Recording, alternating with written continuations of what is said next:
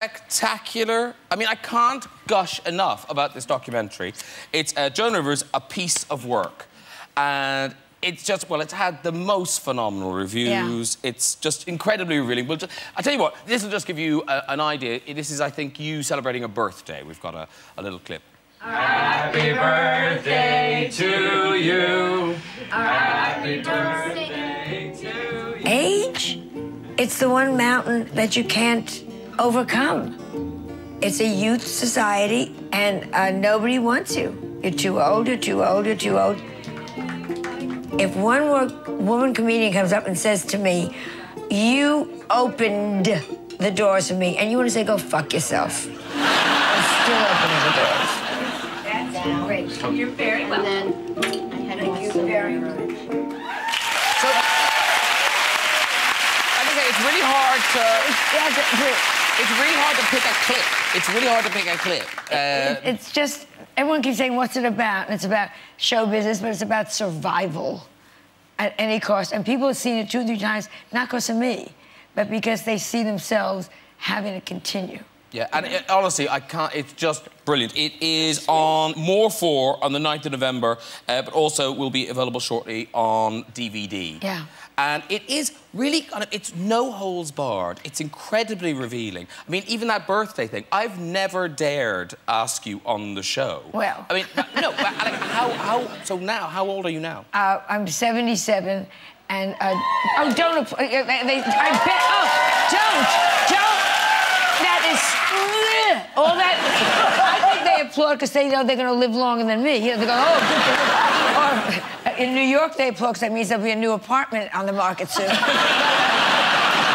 hate when people say, like, oh, they're 77 years young. I met Vanessa Feltz, and she said to me, here's Joan, she's 77 years young, and I want to say, and here's Vanessa, and she's 350 pounds thin.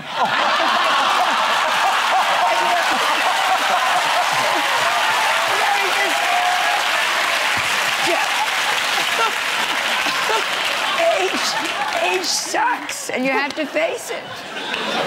And you have these... I've been on this show with some of these older women that still try to look good. No names, Goldie Hawn.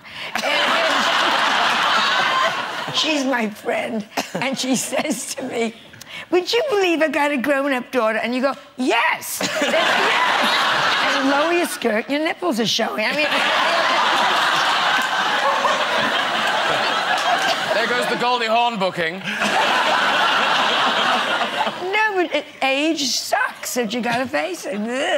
But it's interesting because America is really so youth-obsessed. I mean, how... Oh. And in the film, you show, you know, kind of that it is hard for a woman of your age to get the jobs. It's beyond difficult. The only jobs really left now for women, unless they get friendly with people to do films, but the only jobs left are really commercials. I just thank God I made my yearly nut this year on a product called Girly, which is for dry vagina. And it's, is it here yet? Well, anyone knows the heartbreak of dry vagina.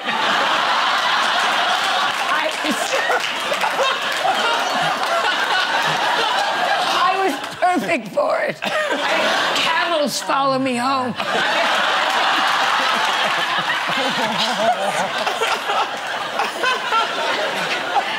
3 Jewish men are trying to rent my uterus instead of going to Miami.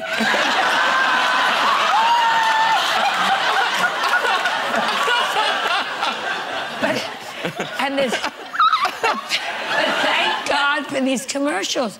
There's one called Zestra. Has that come here yet? It's like women's Viagra. Has that happened here yet?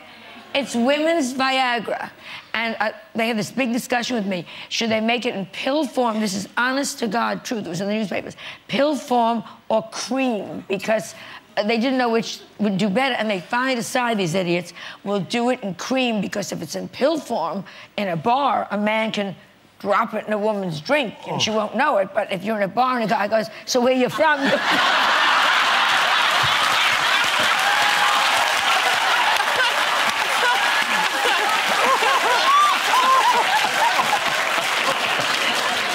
So I'm up up for that commercial, too. Now, your daughter Melissa. She's in the movie, and obviously, famously, it's been very public that you've had quite a checkered relationship over the years. Yes.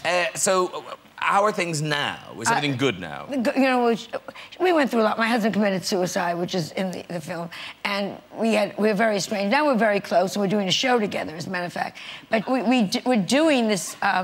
You know, I do Fashion Police and all that stuff here, but we're doing this thing where I move in with her, and all her friends come over, and that's hard, generationally. You know, I don't know if your mother gets your friends or not, and she's friendly with the one with the big stupid lips, Angelina Jolie. She comes with those children. Ugh. 165 don't touch me. It's like, and she sits there, and they're so... Well, you've had them on the show, and these kind of pretentious, you know what I mean? They believe so much in, oh, Joan, we don't know which children are adopted, and we don't know which are ours personally. They're all the same. The children don't know if they're adopted, they're ours. Isn't that right, Billy and Sally and Jimmy and Little Magumba? Isn't that right?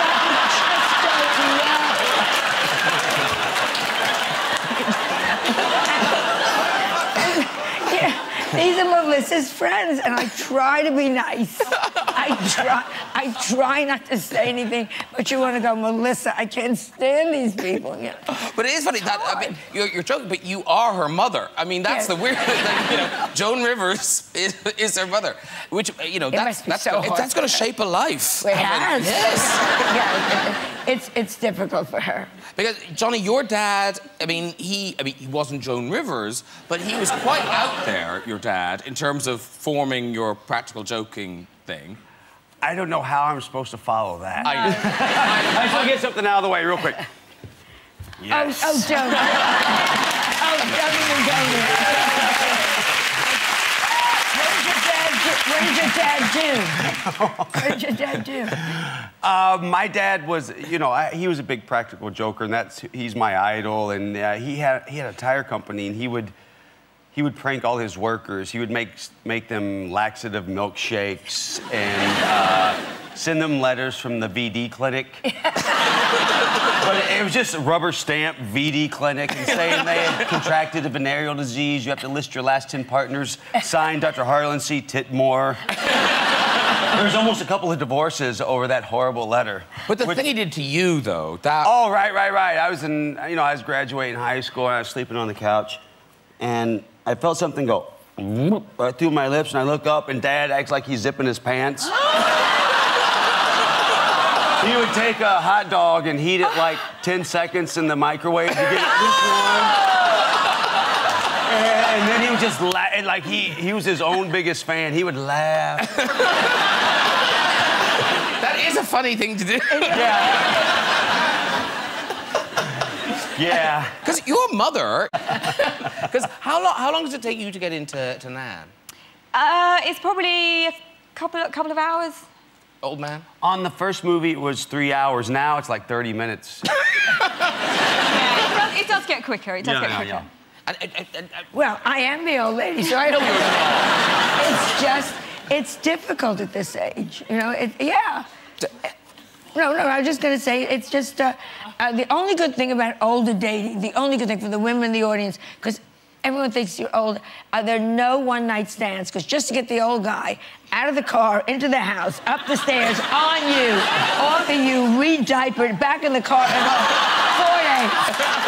4 days. It's a relationship. That's the good part. Oh, my God.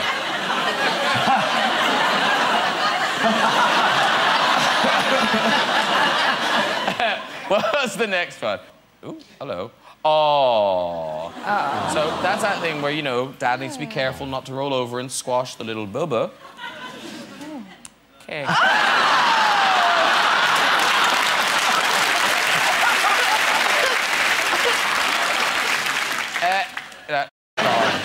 So is Christmas not big in the Rivers household then? Well, it was kind of upsetting. We used to have one Christmas Eve, my parents came to me and said, you know, it's Christmas Eve, and we just want you to know, with all these presents around, you're Jewish! So and I don't like, I love all the excitement, because I don't like the three wise men. I think they brought shitty gifts. And, I'm sorry, you're going to meet the Son of God, and you bring myrrh, frankincense. That's a candle. That's a candle. Gold, I have a feeling, is filled with chocolate. And myrrh, I looked it up. It's an anal lubricant. That is...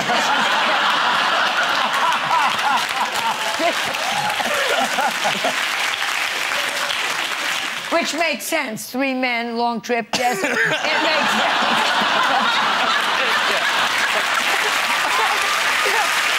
Oh, dear. It's just a chair. So who's up first? Who's up first? Oh, hello. Hello. Hi. Joan Rivers was my Girl Scout leader. That seems very unlikely.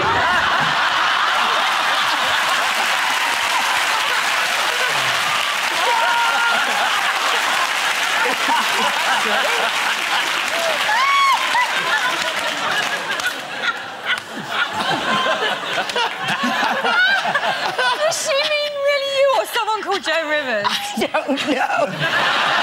You were never a Girl Scout leader, were you? Are you out of your mind? Let's go camping with Auntie Joan. Yeah. Anyway, so, they're saying one more. Should we one more? Yeah, okay, yeah, one more. Okay, come on, quick.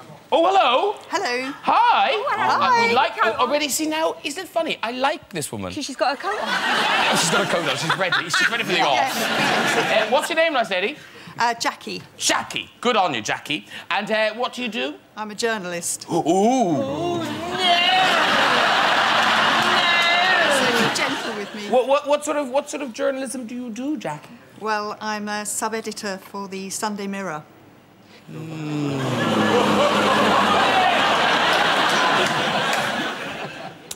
Tell us your story, Jackie. I was in a Superloo with my 4-year-old daughter a few years ago. You're in a what? A Superloo in the middle of a high street. Oh, yes. And my 4-year-old went and pressed the button to open the door when I was sitting on the toilet. So I was totally exposed to the high street. So I screamed, and she was so shocked, she leapt outside. So the door shut on me. It went dark. And you know, with these Superloos, they flush it out every time somebody's been in there. So I was sitting in there, showered with all these chemicals and I was stuck in the dark trying to find my way out with Lara, the 4-year-old, screaming outside. You think the sort of karma?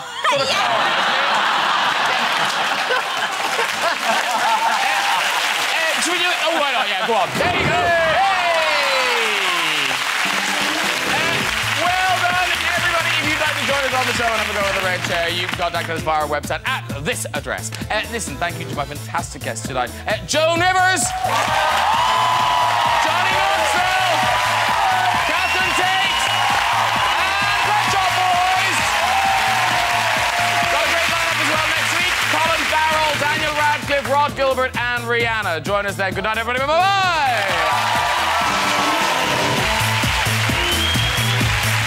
And Graham Norton is back next Friday at the earlier time of 10:35. As student mates hit the road.